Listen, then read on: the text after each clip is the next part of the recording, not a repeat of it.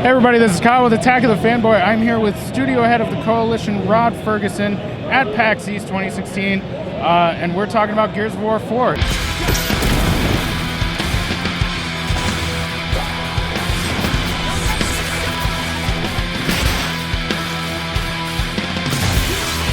So how's PAX East going, and the currently running closed beta for Gears of War? Yeah, I mean, it's great. We just started, right, with the doors just basically opened, but we got a huge lineup for the booth, which is great. Yeah, we're running the beta here on the floor because we're still in early access, but on Monday the 25th, anybody who has a gold account can be playing. Awesome. So can you kind of talk about that trailer that aired? Oh, yeah. Fear the Walking Dead. Amazing trailer, by the way. Oh, thanks. And Gears is kind of known for its trailers. It's always done really well. So what kind of went into the making of that trailer? Oh, it was a lot of work. It went in. You know, it's one of those things where you're just trying to find something that makes, you know, kind of reaches out to what the fans really think about and how you think about the story of Gears of War. And so we really wanted to go back to that idea of, like, Marcus got his tomorrow, you know, he found happiness after the war, and then in kind of introducing JD Phoenix as Marcus's son, and then kind of showing that, hey, maybe, you know, JD is going to end up kind of living the same sort of life his father lived. So. And speaking of the story, I mean, the series is kind of focused around Marcus and his crew and his teammates. Right. Now it's a pretty big shift. I mean, what's the story going to be like, and how does it connect to those older games? Yeah, well, we wanted to do something new. You know, one of the things we wanted to give ourselves some of the headroom to kind of start a new saga. So that's for us. We would like, hey, we have to build a new foundation for a bunch of stories moving forward. So how do we do that? So we figured let's start with a new cast, a younger new cast. But we kept it on Sarah, and we wanted to make it, you know, connect them somehow so that you can sort of have these touchstones to the past. So I think having it be JD Phoenix is really important, so that you have that touchstone to the characters you know and love.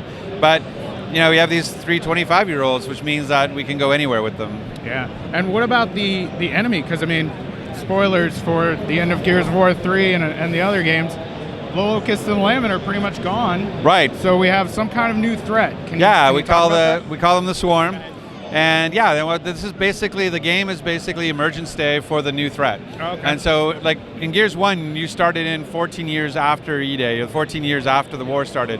And here, you're on night 1. You're the first person to see them and live to talk about it. And so that's what, you start in the afternoon on one day, and you finish in the morning the next. And you just sort of, the 3 of you trying to survive a night against the Swarm. Oh, wow. So, kind of changing gears a little bit, talk about the multiplayer. See what you did there? I did, yes. Talk about the multiplayer. What game do you feel like this draws the most inspiration from in the Gears series? Will older fans want to look at it, or yeah, I mean, it's interesting actually. Like we're building off the top of Gears of War 3. You know, Gears of War 3 was really sort of the kind of like where we wanted to really get to from polishing what we had, and you know, 1, 2, and 3 got better and better with each one. Yeah. And so, but it's been really interesting because some of the people who've come to the Gears for the first time, who are young, are playing Ultimate Edition as their first experience, and they're going like, oh, this is what Gears is, and then when they play the beta, they're like, wait, these aren't the same. Because that was Gears 1, and now you're playing, you know, improved upon Gears 3. So it was really, we just wanted to kind of continue to smooth it out, continue to mature the mechanics, and make it feel a lot more responsive. Like playing at 60 hertz now, like 60 FPS makes it feel different too. So, but we really were focused on with this first one is just, does it feel like a Gears game? Because I feel like we had to prove ourselves as the Coalition and understanding what makes a Gears game. And that's the response we're getting so far, at least in early access, has been like, yeah, it feels like Gears. That's good. Yeah, just playing the beta, I definitely did get that Gears feeling. Oh, good. But there was a bit of new stuff in there, especially like new weapons. Right. The drop shot, I think, is already kind of a hit. Yeah. Can you go into the weapons that are new and just anything else that you guys have kind of added to the multiplayer? Sure. I mean, that was one of the things. Like, we spent a lot of time on what we call getting to parity. Like, how do we? Because we changed engines from Unreal Engine 3 to Unreal Engine 4, so we had to recreate and like start from scratch on a bunch of stuff. So it wasn't just like, oh, we already have it, now let's just build on top of it. We had to rebuild a lot of stuff. And so we had to get to parity, and once we got there, then we're like, okay, what can we do to innovate? And so we looked at cover, so that's where you see the new vault kick and the yank to pull people over cover. And then we looked at weapons, and we were looking at, hey, this is a different role for us, because normally in 1, 2, and 3, we're like, oh, we're in the middle of a war, you can invent a new weapon just because of the war effort. Well, now we have 25 years of peace. Like, where do weapons come from? So we're really inspired about the world rebuilding. So we looked at tools. So the drop shot is a mining tool that sends out this sort of drill bit that drills down and explodes. And so we turned that into this sort of, because we lost the digger. When you lose the locust, the digger was actually a creature that dug under cover and popped up. So we lost the digger, so we're like, we need a weapon that invalidates cover, and so the drop shot, instead of going under, now it goes over. And then we have the buzzkill, which is this heavy that was, again, it was like this sort of concrete saw that now throws its blades that ricochet around and destroys everything. And again, it was awesome fun. See, I didn't get to play with the buzzkill, I think. It's not in the beta. It's not in the beta. Oh, okay, I thought it was in there. No, not in the beta, but you'll see it in the trailer. It and grabbing it. Like, we just put out a multiplayer trailer, so if you check it out, you'll see the buzzkill in action and then and destroying JD in the trailer. And of course, maps are going to be new, and you guys are kind of taking a different track with how the maps are being distributed. Can you talk about that? For sure. So we're going to do the 10 in the box. We're going to have 9 new ones plus 1. Gridlock's got to come back. It's always got to come back. But yeah, one of the things we didn't like about the DLC packs in the past is it segmented our players into the people that haves and the have-nots. So we focused on instead, you know what, we're going to make all the maps free. So we're going to put out like 2 a month for after release, and if you want to play them publicly, they're free. But for a new player coming in, that could be up to 34 maps, and that's way too much content.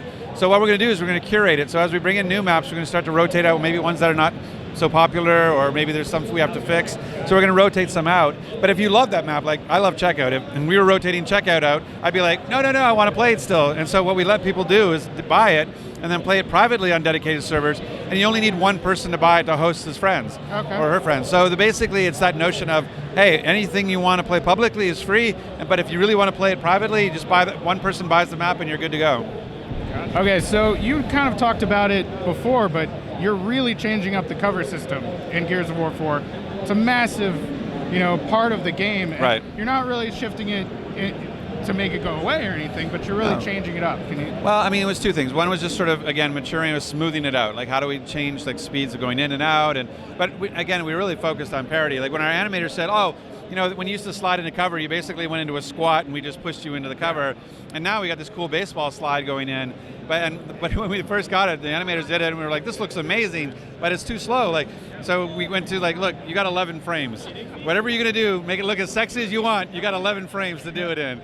And that was really focused on that parity and responsiveness. But we're like, it's such a core piece, we can't break it, but how do we add to it? And that's what we started looking at, where does it not work quite as well as we'd like? And one of those places where when 2 people take cover on the same piece, and you get these sort of awkward shotguns, what I call the naked gun problem, where you're throwing your pistols at each other.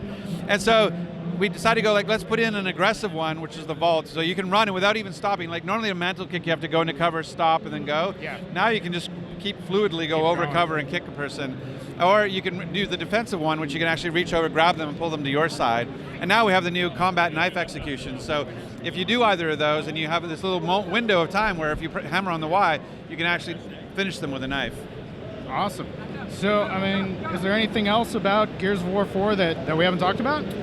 I think the big thing for us right now, especially being here where we are, tomorrow we're doing the end of Season 2 for our esports for Ultimate Edition, but we're debuting Escalation, which is our new competitive kind of geared towards esports mode, which is really focused on that sort of high-level competition, because dodgeball is a great social, it's fun to play, you get back in, it's very exciting, but we wanted to have something that allowed for that sort of high-skilled, and something to actually for casters to talk about, something for viewers to get excited about, and that's what the Escalation's about, because it's like a big 12-round mode with a halftime, and you have all these sort of strategic decisions to make, and we're debuting that tomorrow before the final with pro players, and I'm really hoping people will check it out. Awesome. Are there any other game modes that you can talk about at this time? We've got Team Deathmatch and Dodgeball in the beta. Yeah, and we're going to have lots, we have King of the Hill, Guardians making a return, we have Warzone Execution coming back, so there's going to be by the time we're done, there'll be about 9 plus modes to go with the 10 maps, so there's going to be lots to do. Awesome. Well, thanks for chatting with us. Oh, no problem. Have a good PAX East. Thank you, you too. Thanks. Stay down!